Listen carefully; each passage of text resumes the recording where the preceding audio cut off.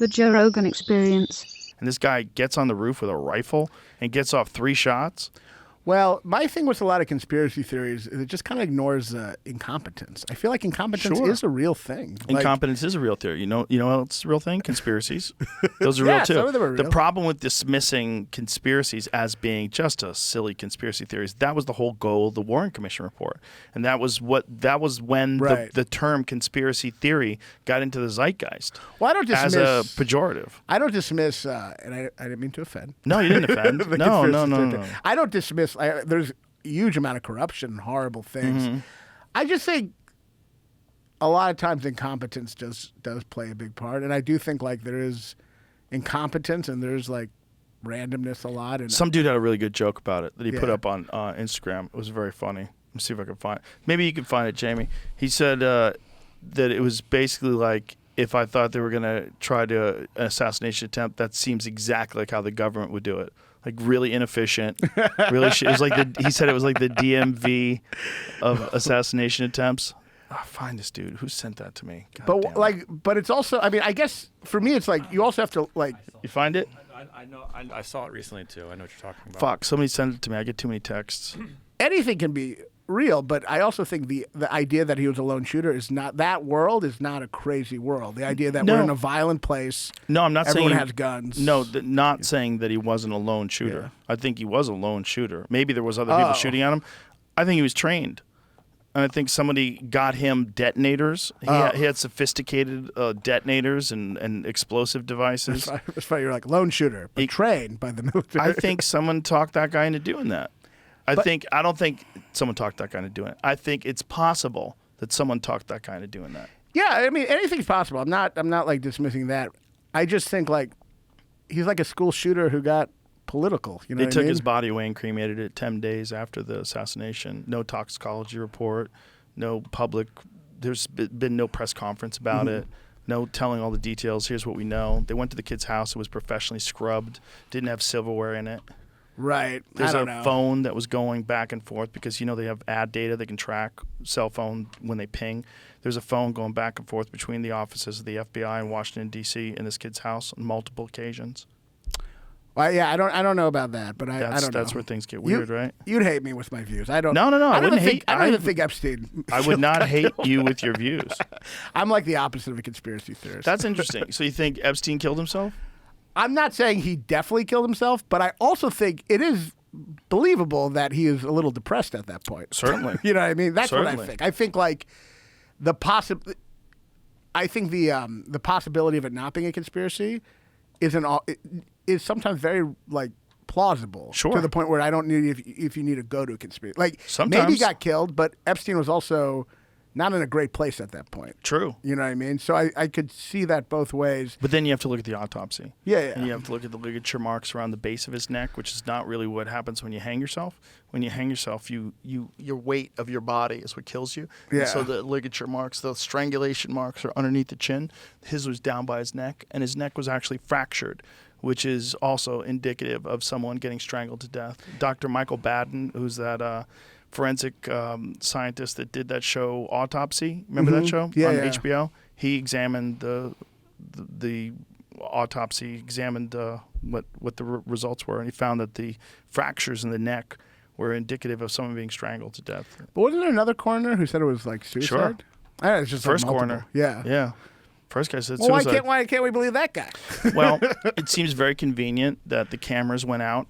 Yeah. It seems very convenient that the people that were on security were asleep. It seems very convenient. All of it seems convenient. Yeah, no, I'm not saying he didn't get killed.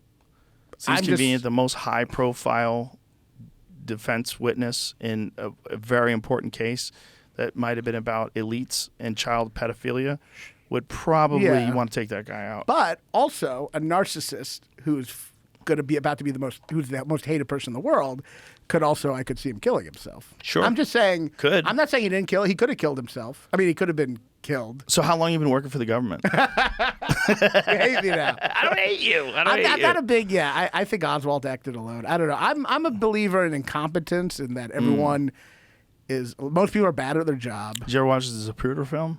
The film of Kennedy's head going back into the left? Of course. How do you think that happens when you get shot from behind? Back. What do you mean? His head goes back into the left, like he got shot from the front. I don't know. I don't. You never see that was a Hicks bit. I've seen that. Yeah. Back into the left. But I also think they've tried so long to find the conspiracy for that, and it always kind of comes to a dead end. I don't know. I think what Oswald did was. I like the way you think. You know, you don't want to think about it this way. I like it. I like what you're saying. Well, to me, I think a lot of conspiracy theorists think like the other person, like I'm naive, right? Mm-hmm. But I think it's the opposite. I think like it sometimes can be naive to think there's someone masterminding everything. You know what I mean? Right. Like to me, I think like, and I don't know all the evidence. I'm sure there's all these reports and stuff, but like to me, I think like sometimes crazy shit happens, and when you look at it backwards, it doesn't. Yeah, it's crazy that he shot someone from that far and it worked. You know what I mean? That's true. But it's also crazy shit happens, and we also have never seen. A lot of times stuff happens where we've never seen that, like 9/11. Mm-hmm. We never had two planes hit a building, but you immediately had people being like, "Buildings don't fall like that." It's like this is the first time it's happened. That's true. So it's like we don't always know. Like, it's a lot of times something happening that's crazy, but also like never happened before. That people are like, "That's not how it happens." But it's like, how do you know? That's the only true. time. Like planes flying into the buildings, especially buildings that are that tall. That's all true. And I do think, I've read, it was 9/11. There was so much incompetence as a government, a lack of communication between the FBI and the CIA, you know? And I'm a firm, I'm not saying some conspiracies aren't true. Definitely. And there's a lot of corruption. But I'm just a firm believer in incompetence. Incompetence is real, but conspiracies are too. Some conspiracies are real, yeah. The Lee Harvey Oswald one, when you look into it, it's pretty nutty. Yeah. It's pretty nutty. You know? A lot of people heard shots from the grassy knoll. The amount of people that were eyewitnesses that died in mysterious ways is extraordinary. Like off the charts odds, like that don't make any sense. But I also do think sometimes the brain like finds patterns that aren't always sure. And also people kill people. That happens too. Both. The thing about the Oswald thing is there's also a lot of evidence that points to the fact that they were trying to come to the conclusion that there was a lone gunman despite the evidence. And one of those is the magic bullet theory. The magic bullet theory is fucking cuckoo for Cocoa Puffs. That shit would never fly today. What is it? The bullet went through and then it went through Kennedy and then into Connolly, and then they found it in pristine condition on the gurney, and then they attributed that bullet to all these wounds because they had to, because there was only 3 shots supposedly, and in those 3 shots that Oswald was able to get off, they knew one of them hit the back. And they knew one of them was hit Connolly, and one of them blew up his head. Well, they had all different bullets for these things, for these different injuries. But then a guy got hit with a ricochet in the underpass, so they had to account for one of those bullets missing the target and hitting the whatever it is, granite curbstone, and banging into this guy's face. And the guy had to go to the hospital. They found the curbstone that had been hit with a bullet, and so they knew that a ricochet had hit there. So now they had 2 bullets that had to have all these wounds.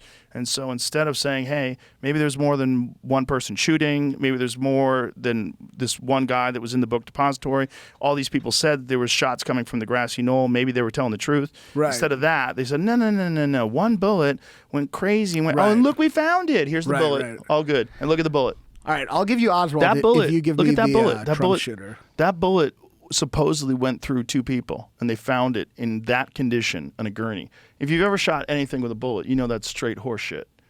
That's not deformed at all. That's shattered bones. That's nonsense. But what is the answer? I feel like there's so many answers about what happened, right? There's not. Well, if you read the Warren Commission report, and fucking nobody has, that's also there's different. Like, see the hole in his neck? It's supposed to have gone through his back, through his neck. But in the first autopsy report, that hole in the neck was thought of as an entrance wound. And then when it got to Bethesda, Maryland, then they said it was a tracheotomy hole. There's like a lot of inconsistencies in the Warren Commission report, and if you want to go crazy, read a book called Best Evidence by David Lifton, who was an accountant who read the entire Warren Commission, went over it, and found all these inconsistencies and said they were just trying to come to this one conclusion, and he didn't buy it. But I'll check it out. But also, like, there can be inconsistencies are also part of incompetence or not communicating as well, can't it? Inconsistencies, yeah, but I mean, these like people seem having different reports that don't, or even him trying to force something. Like, I mean, like. I just think sometimes, like, the thing has to be, like, nothing's perfect, and there is, like, a lot of, like... I also don't think Lee Harvey Oswald acted... I think Lee Harvey Oswald was a part of it.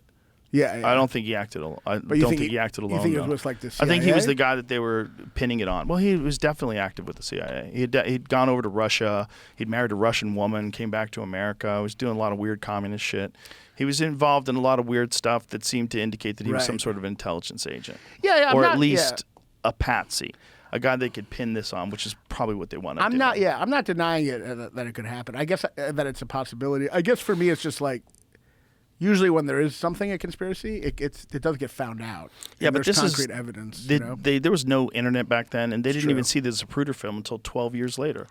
The Zapruder film, nobody even saw it until it was on the Geraldo Rivera show in 1975 when Dick Gregory brought it on. So you know what I read in the Seymour, what's his name? He did a book about Camelot. Mm-hmm. That apparently Kennedy was fucking someone at the pool and pulled his groin. Have you read this 2 days beforehand? And he had like a back brace on. And when he got shot, because he got shot twice, right? He got shot, well, yeah, at least twice. It was, they think 3 times. They think that's one through the back, one through the neck, and one in the head. But I heard they said like because of the back brace, when he got shot the first time, it didn't push him over, so it's kind of like a sitting duck. Have you heard that? No, I read but that in the book. that kind of makes sense. So like the back brace almost kept him up with the shot. Well, he was all fucked up. He had a lot of like real physical problems. He was in constant pain, and he was also a guy that was getting treatment from Dr. Feelgood. Or was that That's where Dr. Feelgood came from. My psychiatrist. Yeah, real similar. Like this one doctor, and I think a lot of that was meth as well. It was a habit of wearing a tightly laced back brace that may have kept him from recoiling to the floor of his car after the assassin's first bullet to the neck, setting him up for the kill shot. The brace was firm. So this is There you go. this is not the back shot either. It was a shot in the neck that, again, the initial autopsy said was an entrance wound.